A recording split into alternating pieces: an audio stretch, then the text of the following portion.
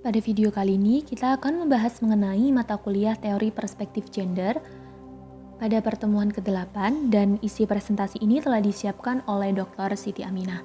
Baik, selanjutnya kita akan membahas beberapa teori perspektif gender dalam sosiologi. Yang pertama adalah pendekatan fungsionalis gender. Pendekatan fungsionalis memahami masyarakat dengan bagian-bagian yang saling bergantung yang merupakan keseluruhan. Jadi, gender dalam pendekatan ini berlangsung sangat fungsional yang terbentuk di awal sejarah. Ada pembagian kerja yang sangat berguna dan efisien antara laki-laki dan perempuan. Dalam masyarakat pemburu dan pengumpul memiliki laki-laki sebagai pemburu dan orang luar, sedangkan perempuan sebagai ibu, perawat, dan rumah tangga. Menurut Giddens tahun 2009, pembagian kerja ini berasal dari perbedaan biologis antara laki-laki dan perempuan.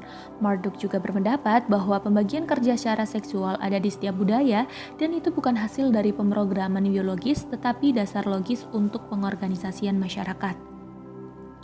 Selanjutnya, T. Parsons, salah satu teoritisi utama fungsionalis, mengklaim bahwa bertindak sesuai peran yang tepat bagi laki-laki dan perempuan dalam keluarga juga membantu sosialisasi anak-anak. Peran itu sebagai peran instrumental, menyediakan tempat tinggal, makanan, dan lain-lain. Kemudian sosiolog lain seperti Spencer, A. Comte, dan Idarhim mengemukakan beberapa pandangan tentang gender. Menurut Spencer, laki-laki dan perempuan harus setara, tetapi karena mereka memiliki beberapa perbedaan biologis, ada subordinasi perempuan oleh laki-laki. Sedangkan menurut Comte, perempuan memiliki keunggulan emosional dan spiritual. Perbedaan biologis yang dimiliki perempuan membuatnya lebih unggul dari laki-laki secara emosional. Sementara Durkheim, perempuan memiliki beberapa karakteristik tertentu yang membuatnya lebih peka terhadap penyakit mental. Sehingga menurut Durkheim ini, perempuan merasa lebih aman dalam pernikahan dan berbeda dengan laki-laki. Nah, selanjutnya, pandangan fungsionalis lain adalah bahwa perempuan memiliki peran penting dalam sosialisasi anak-anak. Dan jika anak-anak tidak memiliki ibu atau pengasuhan ibu, mereka mungkin mengalami gangguan sosial dan psikologis yang sangat serius. Dan John Bowlby menyebutnya sebagai deprivasi ibu. Baik, selanjutnya kita akan membahas mengenai teori konflik gender. Teori gender Marxis pada dasarnya berkaitan dengan analisis hubungan antara eksploitasi kelas dan ketidaksetaraan gender. Penindasan perempuan dianggap sebagai produk dari struktur ekonomi, politik, dan sosial kapitalisme. Pendekatan Marxis diambil oleh beberapa antropolog feminis pada tahun 1970-an, khususnya mengambil inspirasi dari The Origin of the Family, Private Property, and the State karya Frederick Engels tahun 1884. Nah, untuk mencari bukti kesetaraan gender dalam masyarakat prakelas, gagasan Marxis mengilhami pendekatan lain untuk memahami gender baik dalam masyarakat komunis maupun kapitalis.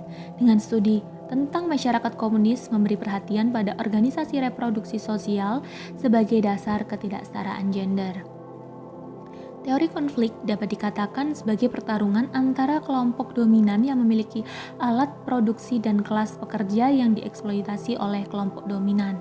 Karl Marx adalah bapak teori konflik dan rekannya Friedrich Engels memindahkan gagasan ini dan menerapkannya pada struktur keluarga atau rumah tangga. Menurut pandangannya, hubungan antara yang mengeksploitasi dan yang dieksploitasi juga ada dalam rumah tangga dalam keluarga. Dia membedakan masyarakat modern dan pramodern dengan cara peran laki-laki dan perempuan. Dalam masyarakat pramodern tidak ada perbedaan besar antara kedua jenis kelamin ini dan karena tidak ada sesuatu untuk dieksploitasi. Sebaliknya, dalam masyarakat modern ada hak milik pribadi dan hak ini diwariskan melalui patriarki. Jadi menurutnya tidak ada ketimpangan dalam masyarakat pemburu dan pengumpul, ketimpangan merupakan ciri sistem kapitalis. Nah, dalam masyarakat modern, karena perempuan tidak dibayar untuk pekerjaan rumah mereka, pekerjaan mereka mulai dianggap tidak perlu dan laki-laki menunjukkan diri mereka sebagai pencari nafkah. Ringkasnya, teori konflik mengklaim bahwa gender adalah salah satu dimensi ketidaksetaraan sosial dan konflik. Ketidaksetaraan gender memberikan keuntungan bagi laki-laki tetapi merugikan perempuan. Engels melihat pernikahan sebagai perlindungan bagi perempuan dan laki-laki. Bagi perempuan, itu adalah perlindungan seksualitas mereka dan pria. Itu adalah perlindungan untuk properti pribadi mereka. Dan terakhir, kapitalisme mengeksploitasi laki-laki dan perempuan dengan membayar rendah untuk laki-laki dan dengan menjaga perempuan di rumah. Dan yang ketiga yang disebut dengan teori interaksi simbolik gender. Teori interaksi simbolik merupakan pendekatan fundamental dalam mikrososiologi dan interaksi tatap muka menjadi titik awal munculnya teori sosial. Teori ini tidak mengatakan apapun tentang kebaikan atau keburukan gender. Teori ini melihat gender sebagai faktor yang memungkinkan kita membentuk hubungan dalam kehidupan sehari-hari. Gender menempatkan laki-laki sebagai pusat kendali masyarakat dan menjadikan laki-laki sebagai penentu perilaku masyarakat. Perempuan berperilaku lebih koheren dengan cara yang khas, sedangkan perilaku laki-laki memiliki kecenderungan untuk memulai interaksi.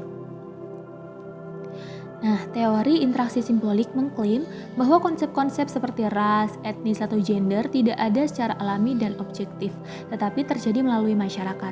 Masyarakat bernama perempuan atau laki-laki diberkahi dengan ciri-ciri karakteristik yang berbeda yang didefinisikan sebagai feminim atau maskulin. Jadi, mereka mengklaim bahwa masyarakat adalah melakukan gender dan mereka menunjukkan sebagai contoh studi dramaturgi yang digagas oleh Erving Goffman. Teori feminis dalam gender. Teori feminis adalah teori yang paling dikenal dan masih ada pada sampai sekarang. Feminisme adalah pendukung kesetaraan sosial laki-laki dan perempuan dan menentang seksisme dan patriarki.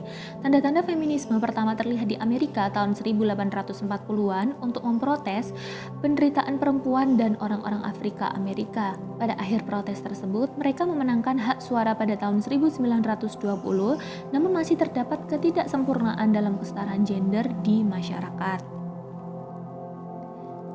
Kaum feminis menentang banyak isu dalam masyarakat. Ada 5 subjek utama yang mereka generalisasikan, yaitu bekerja untuk meningkatkan kesetaraan dalam masyarakat.